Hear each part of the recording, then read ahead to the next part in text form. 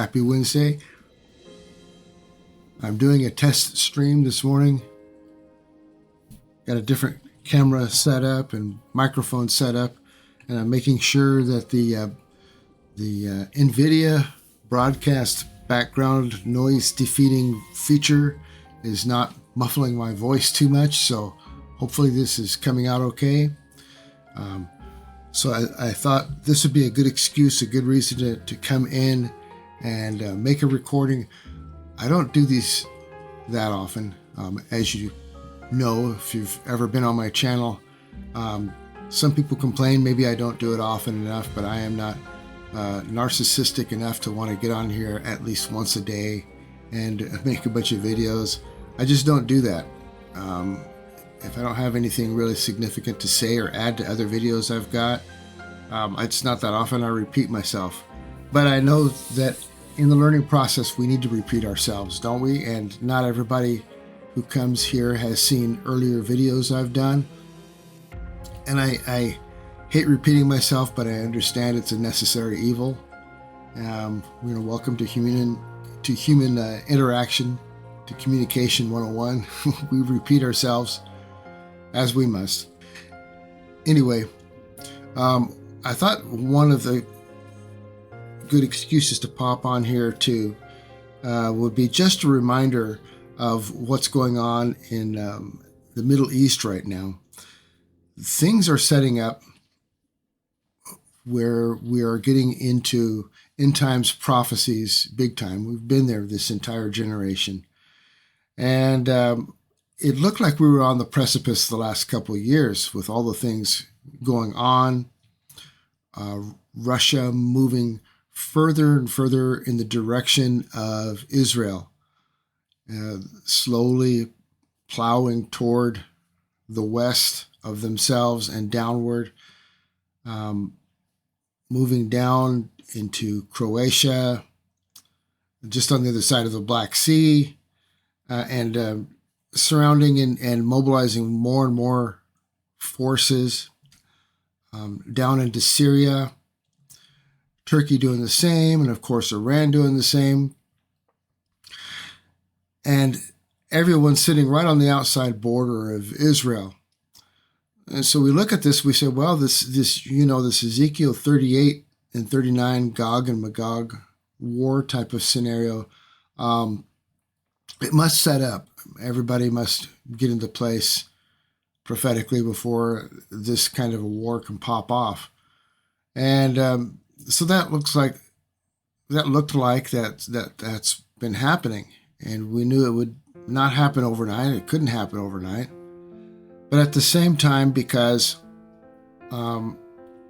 there is wrath involved in that period, as we see when we get down, starting verse 17, 18, 19 of Ezekiel 38, God's fierce anger and his wrath.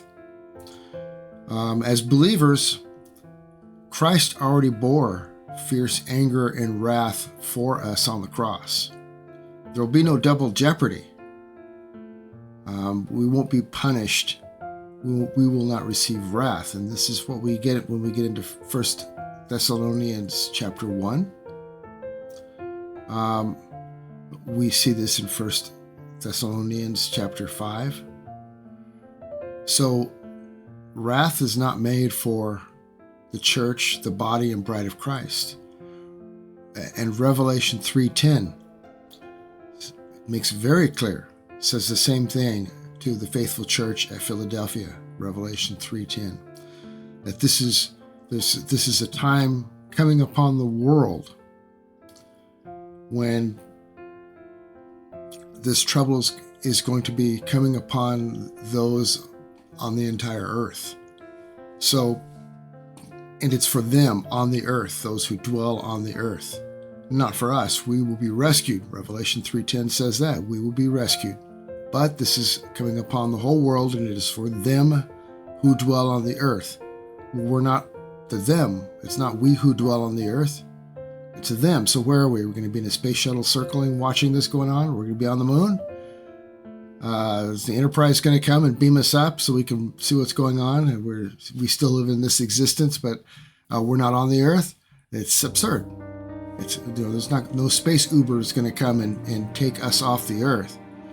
So Revelation 3:10 makes it very clear that it is trouble, very particular trouble, coming upon the whole world, and it is for they who dwell upon the earth. So great, he says he's going to rescue us from that. That's what Jesus says by dictation to John when he writes these letters. This letter to the church, the faithful church of Philadelphia, he makes this very clear. And we've gone through this before in earlier videos.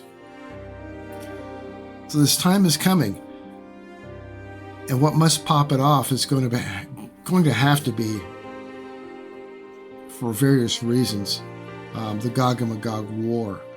And the war is going to create the kind of scenario that we see in Revelation chapter 6, which is the beginning of this judgment upon the earth with the seals. The seals very much look like the kinds of things that you get out of war, the result of war. You get the hunger, and you've got the economic issues, you've got the disease happening, things that upset the planet to a degree that even the animals began going after people. Oh yes, it says that. I don't know that it's necessarily going to be your pets, but you've got starving people, starving animals, and you've got people going after each other. You're going to have a great quake, which great quake is also mentioned in Ezekiel 38. Yeah, so you've got world war is what it's going to be. It's going to kick off a world war. So, and we've been on the precipice of that now for quite some time. You have to agree.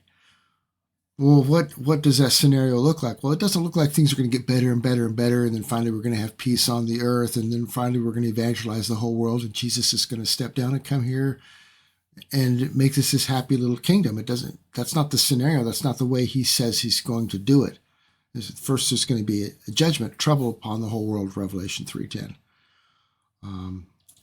Sorry, post-millennial people, it doesn't happen in the ways that you think. In the pastoral epistles, it makes it very clear that in the last days, how awful it's going to be, and people will be lovers of self, etc., and violence and so forth. It's just going to be getting worse and worse and worse until Jesus has to step down, because it's what does the scripture say? Unless those days are shortened by his return to the earth, unless those days are shortened, no flesh should be saved. And that's what the scripture says. It's not get happy, and then he decides, oh, great job, here I come. No flesh should be saved unless those days are shortened. He shortens them by his physical return actually back down onto the earth. So this scenario in the Middle East, in Syria is falling. It has fallen. Syria was kind of hobbled together, as I believe, in the 1950s. It's just kind of, the borders are kind of a joke, and the people over there, they kind of give tacit recognition to borders when it suits them. Those are lines drawn in the sand. And the sand moves and shifts, and the lines shift. It's not hard borders like we have here, for instance, in the United States, where our borders are oceans and states that are established with happy little signs that say welcome to, or you are now leaving. It's not that way. Where you've got the kinds of rules they have over there in the Middle East, and also African nations, for instance, where you've got warlords, and so borders expand and they shrink and they move around, and it's always been this way. It's been this way with empires in the past. But something that's very common and applies to all of this is you look at the empires in the past. Pull up on your computer sometime, and maybe I can do that here and overlay it. The Babylonian Empire. And if you look in the Babylonian Empire, you're going to see Israel as in part in the center of, roughly. It's going to be in the Babylonian Empire. It's incorporated into the Babylonian Empire. All these world empires have always incorporated Israel, and you will see Jerusalem in there. Enter the Greek Empire, Medo-Persian Empire, the Roman Empire. Even though the Roman Empire, which is supposed to be renewed in the end, and yes, it comes out of Rome, the Roman Empire isn't just about the West in Europe. What you'll see the Western Europe included all the way over down into the Middle East, just as in the past. And there in the Middle East, what you're going to see Jerusalem in there incorporated into the ancient Roman Empire, and it will be in the last days empire. But really, the very last empires, let's put it that way, because there's a final kingdom that sees Christ as Messiah sitting on the throne of David, will encompass the whole world. Do you remember Daniel's dream, the vision Daniel had with the statue and the great stone, the rock, Messiah coming and knocking that over, crushing it, crumbling the entire statue, and then the rock growing and filling the whole world? Well, that's the Messiah's kingdom. That's the Messianic kingdom. No, that's not up there in heaven. That's not the people there and the statues there on the earth, and then we get taken up and we're in a heavenly kingdom. That is the rock coming down and crushing the world's kingdom, and the rock growing and encompassing or incorporating the whole world. So it's an earthly kingdom. And we also know this because he's going to sit on his throne and he's going to rule with a rod of iron. A rod of iron, that's emblematic always of discipline. Well, why do you need to rule with a rod of iron in heaven? There's sin in heaven? That doesn't make sense, does it? You're going to have children in heaven. A small child will be able to play in a viper pit and not be poisoned, not be bitten. So there's going to be small children, and is he going to be stuck as a child for his entire life, or her? So the vipers in heaven, and lions on the road to Judea, to Israel, to Jerusalem, because we read in the Old Testament all kinds of animals that are going to be there, and it's because it's here on the earth. It's going to be the times of refreshing, the times of renewal. I believe it's in Matthew 19 where it's the time of renewal that Jesus brings upon the earth, because he's going to come and he's going to have to clean up this mess that will be left over from all of the events that happen in the book of Revelation. So it's all coming upon the earth. It's coming, and it's getting closer and closer. So what happened? So you say, Dave, you're taking a long time around, or where are you going with this? Well, because it looks like there's a retraction of things going on. Oh, now it could be everything can pull out and back out, and who knows now how long it's going to be before we pop off with World War III, Gog and Magog, and we don't know when the rapture is going to be, etc., etc. Except that we have to remember that remember some of the things that people will be saying in the last days. You've heard this quote many times, and we also see it in 1 Thessalonians, but people will be saying peace and security, or peace and safety. And so we've got a scenario here where it looked like if things had kept going with the current administration, and they had been reelected and stayed in and as puppets for whoever's really running things in this country, and the rest of the world would be emboldened to continue the way they are continuing, or have been continuing, then things would go, might even be popping off even by now. Let's face it. But some things are retracting. Some people are pulling up stops, pulling up stakes, I guess, really, and backing out a little bit. Iran is backing out of Syria. They're not going to go far, but they're getting out of harm's way, because it's free for all right now. And they have the IDF forces in there, and they're making a buffer zone, and they're trying to protect their land as much as possible.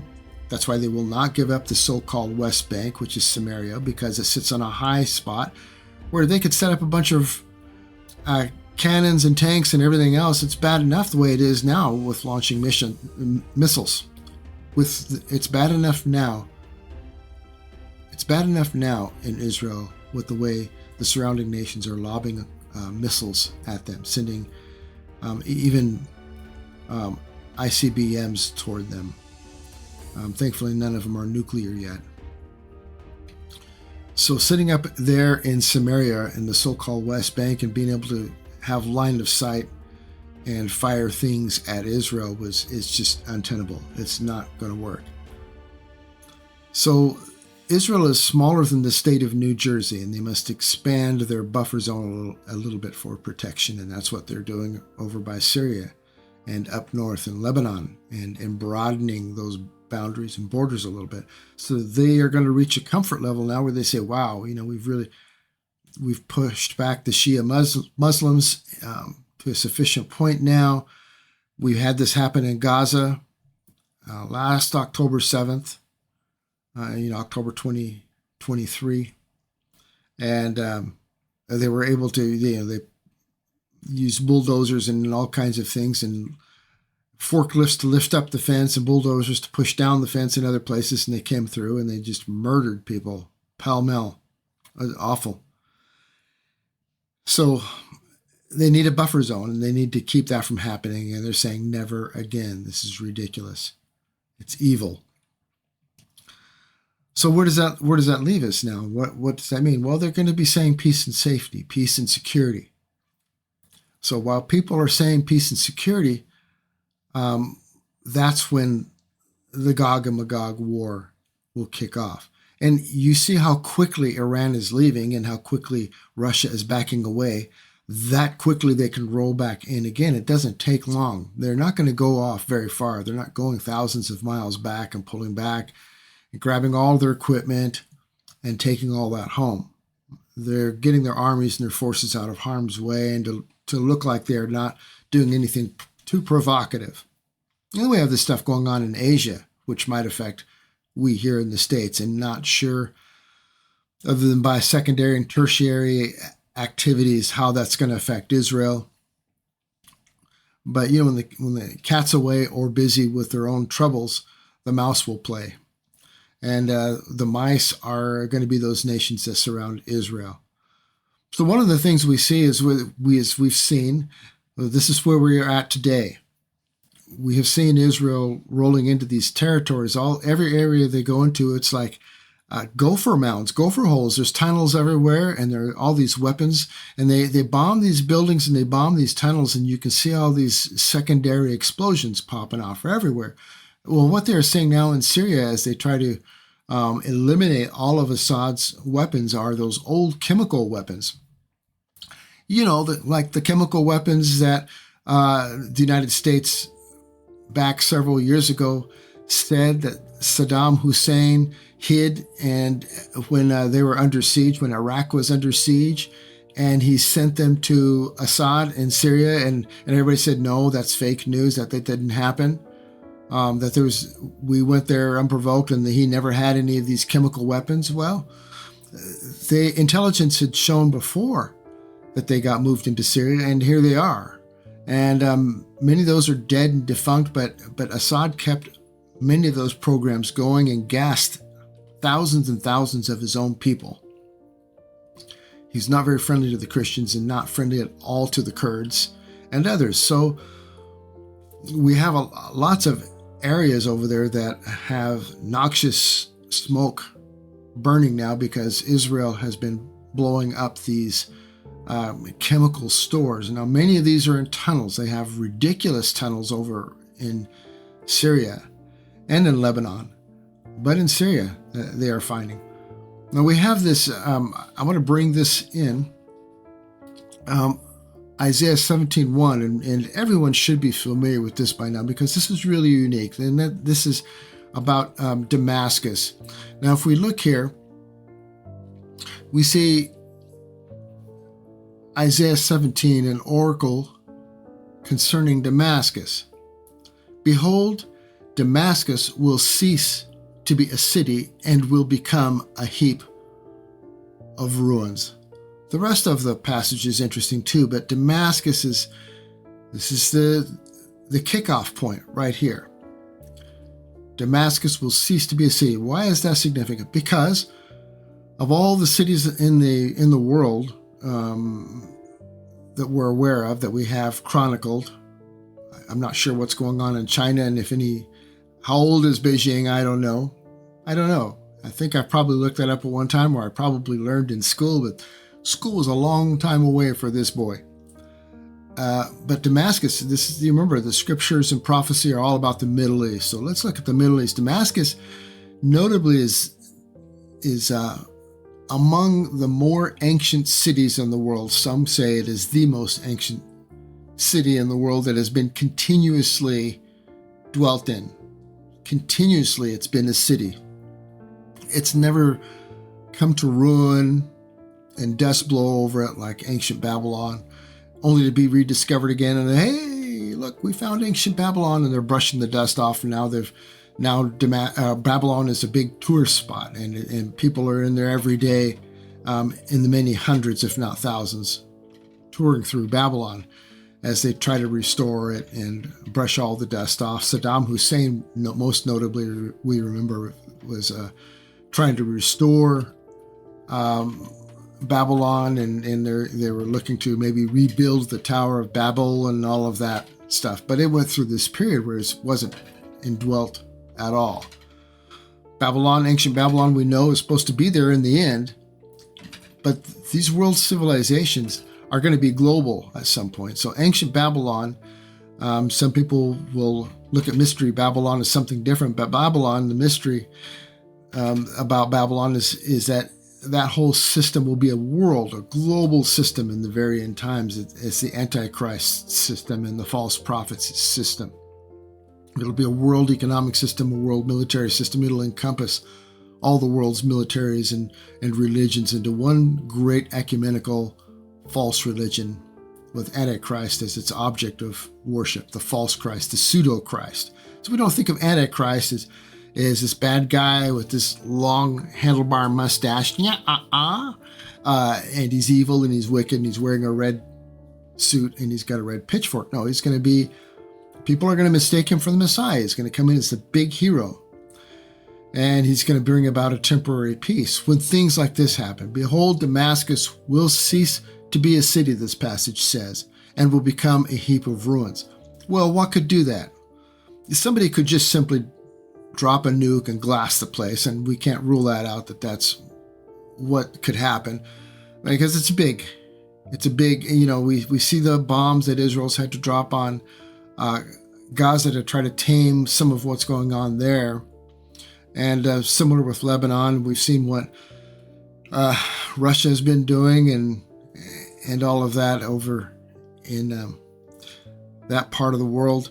What would it take to make something, just a whole city, just stop being a city? Well, they will probably hit something in one of these tunnels that will make it unlivable for the foreseeable future. At least until the return of Christ, when he rebuilds everything and has to restore things, which all that can happen within a decade easy, because the Daniel's 70th week, the book of Revelation events, we find from Revelation chapter 11 and Revelation chapter 12 and Revelation chapter 13, with careful reading, we find that it is a 7-year period. We find a midway point. We find that from the midway point outward is a time, times, and half a time, or 42 months, 1,260 days. We find that language in there. So that means it's a 7-year period. It's basic math. I've had people challenge me with this before. Nowhere in the Bible does it say the tribulation is going to be 7 years. Well, Daniel chapter 9. And even if you want to say that Daniel chapter 9 is not the same thing as Revelation, you still have Revelation chapter 11, 12, and 13. Be the Berean.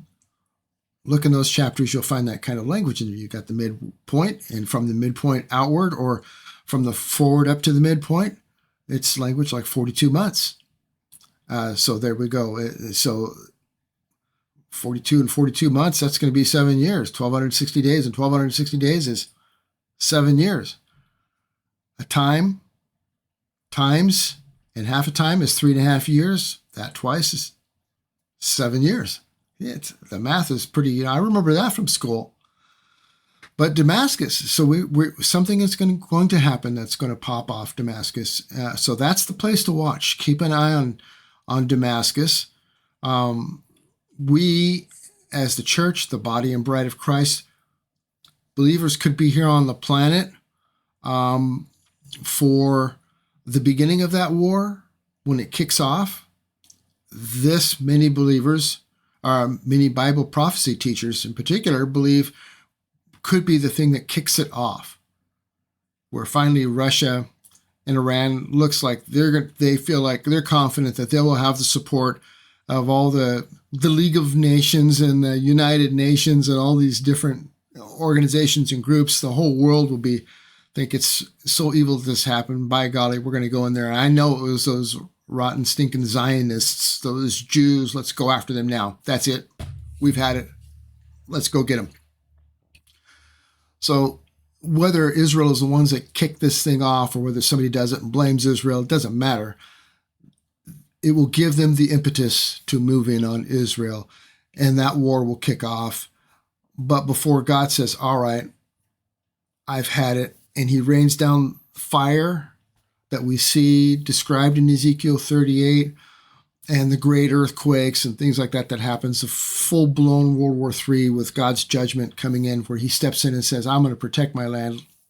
Let me show you who I am. And the God of Israel, Yahweh, reveals himself to the world and shows Israel that he's their savior. He's their king, and they need to repent and turn back to him, which they still need to do because they've been in judgment all these years because they rejected their Messiah, as the Old Testament prophesied that they would, and they did, and it's been a time of the Gentiles, or the times of the nations at this point, where God has opened up his plan of redemption to include all of us, and thank God he has. So keep an eye on this. This is going to be the big deal, Damascus. So all eyes on Damascus. Watch the Middle East. Something's going to happen to kick that off. That's going to be the thing to watch. So anyway, blessings to you. Enjoy the rest of your day. It's horrible what's happening. There's persecution. The people who are taking over aren't particularly friendly to the Christians and the Jews over there in the Middle East and Syria.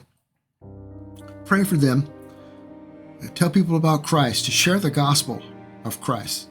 That's what this is all about. Holiness. 1 John chapter 3. Titus 2:13, beginning with verse 11. Titus 2:11 through verse 13. And because we have this hope, this expectation of the return of the Messiah, we want to live a life of holiness, which doesn't mean we're going to be perfect. But as a lifestyle, as our pursuit, day to day, we should be living for Christ, and it should be exemplary. We should have those fruits evident in our lives. We want to be found ready. So blessings to you. Enjoy the rest of your week, and get to church, get into fellowship on Sunday. Bye-bye.